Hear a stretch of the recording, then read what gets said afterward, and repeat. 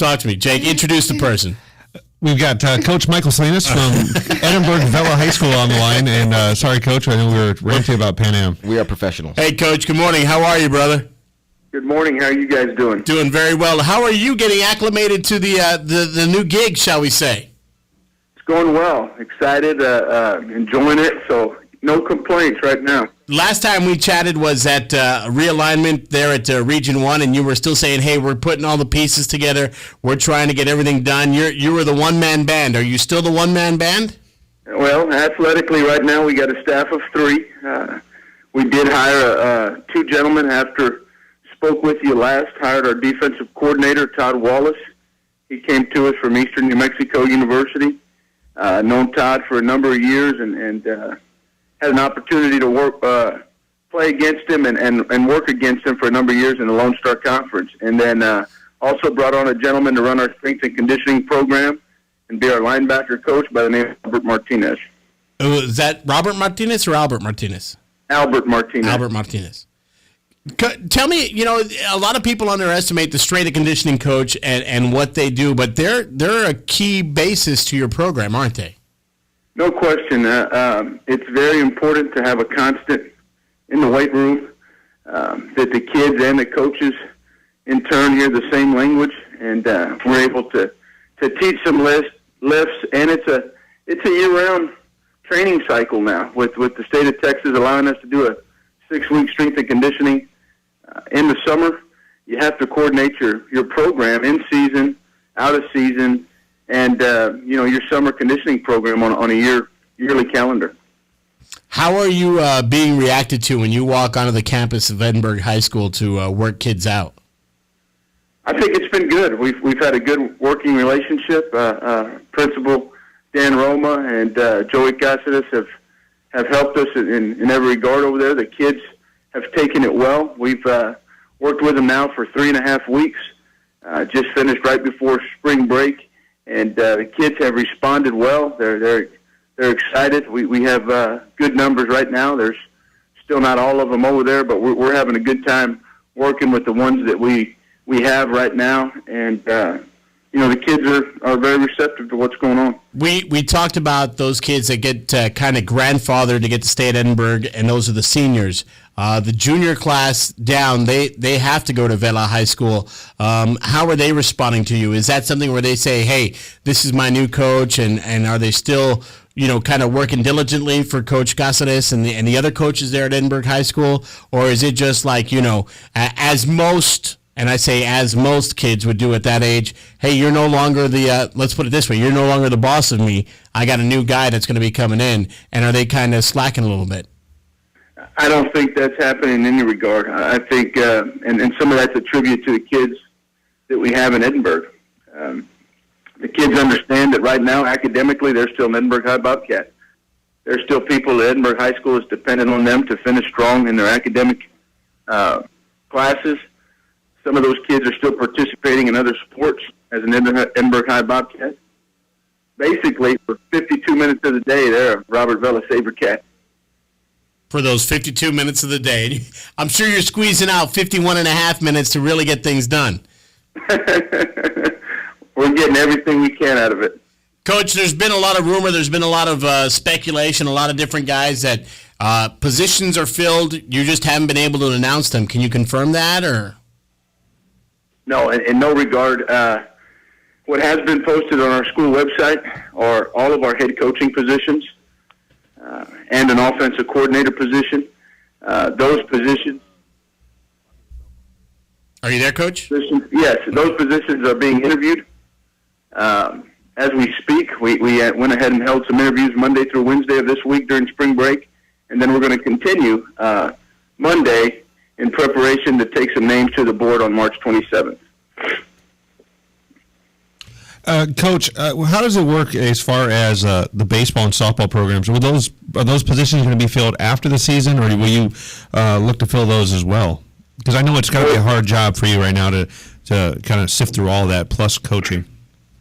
Sure, we're doing everything from ordering to planning the off season with the kids at Edinburg High School and trying to coordinate some stuff with our junior high programs. And by the same token, we're we are going to interview for every one of our head coaching positions and try to take those to the board for recommendation on March 27th. Wow. So in 10 days, you hope to have everything filled out, ready to go, and have your staff in place, shall we say? As far as our head coaching positions, yes. As far as your head coaching positions. Any early leaders, any early favorites that you can divulge a little bit? No, Tony, that's a personnel issue. I got to deal with personnel. Coach, I'm fishing, Coach. I'm trying because, I had a gentleman come up to me the other day just out of the blue. I don't know this man from Abraham. He comes up to me and he says, this guy's going to get the job at the new Edinburg Vela High School. And it was like, oh, okay, thank you. So I immediately reached out to him and I said, hey, I understand that you've got, and his thing was, dude, I have no idea what you're talking about.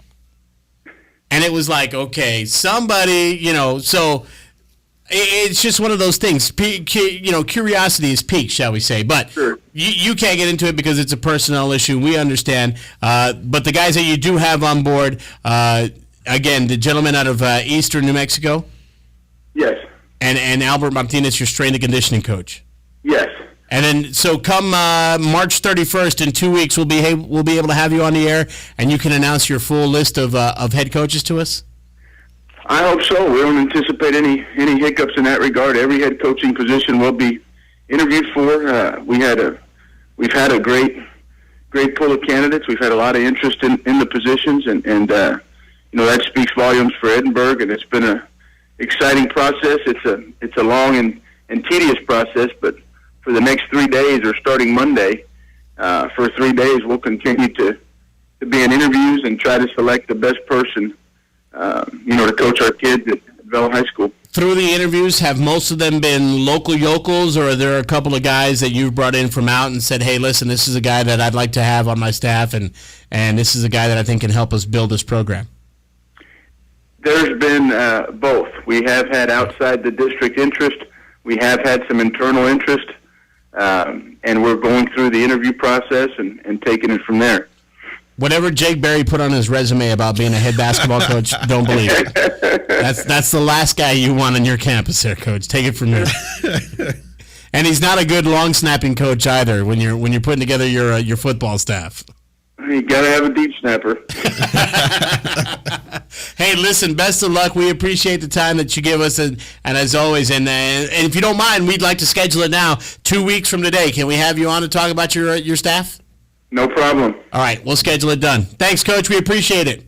Okay, thank you, guys. Have a good day. You too. Head coach Michael Salinas, athletic coordinator for the Edinburg Vela Sabercats, joining us here in the Huddle on 840 Fox Sports Radio. Obviously, the guy's a vault. He's not giving any information up. We've each heard, I think every one of us has heard of a different coach that is going to get a job there, but we can't get the confirmation from anybody. Yeah. And obviously personnel reasons, and some of these coaches are still active on their campus, and that's one of the things. Well, I know of a couple head coaches from or one from another district that applied for the girls' job from another district. He's a head coach at another campus. I know that two people inside the district that are head coaches had applied for a job. So at Vela, which kind of makes you wonder if you're one of those coaches. What kind of talent are you going to have next year? But you know what? Understandably, if football is football. If you got numbers, you can do a lot with numbers. But basketball and the other sports, it's they're skill positions. It's all skill. So you need that talent, and I can understand why people are trying to get to Vela because it's kind of where the cream of the crop is going to be in that town. And just let me make sure I understand, Vela is the one that's on Canton? It's on Canton. It's the former Edinburg, which turned into Harwell Middle School, and now it's going to be Vela. Vela High School, because Harwell is now north of the city. Yeah, and out there. Yeah. Okay. So this is the one that's on Canton. It's got the SMS or something in front of it. Yeah. Okay. Or no. Yeah. Do you think that with people applying for those jobs, if I was a coach, I think it'd be kind of cool to go try to start a program at a new place. I'm down with you on that. You know what I mean? I agree. I've been at this school for a little while. I kind of made my stamp here, but let me go really shine and show what, because maybe you took over for somebody that had a good program there, but you have an opportunity to go and start your own thing with some talent, like you're saying. Well, and think about it like this. This is one of those jobs where you can go to like a school like I don't want to say. Let's use a completely different district. But yeah, you could go to another school that maybe didn't have a very good basketball program or football program, and you come in, but you're having to reinstall a tradition, Right. reinstate it. Over there, you're just creating it. I think it's a whole lot easier. I think also if you're a head coach and you're starting the program out, you've got a little bit of leeway. You don't have to win right away, because that's a great point. Because you can say, look, it's our first year. That's why we lost. Do you think that's just outside of football, though? No, I think we do live in Texas. It's sometimes you want to not get beat by your other city teams, at least. You know what I mean? Well, it's for a even while. harder now in that in that you got 4 schools. Yeah, exactly. So imagine you got to. But you don't think there's pressure at that time? I don't think you can use that excuse. That it's only going to get you so far. Well, I think you can get a year out of hey, look, it's growing pains. Because most programs. I mean, think about this. Every time you add a program. La Jolla's when they put in those schools, those coaches got 2 years.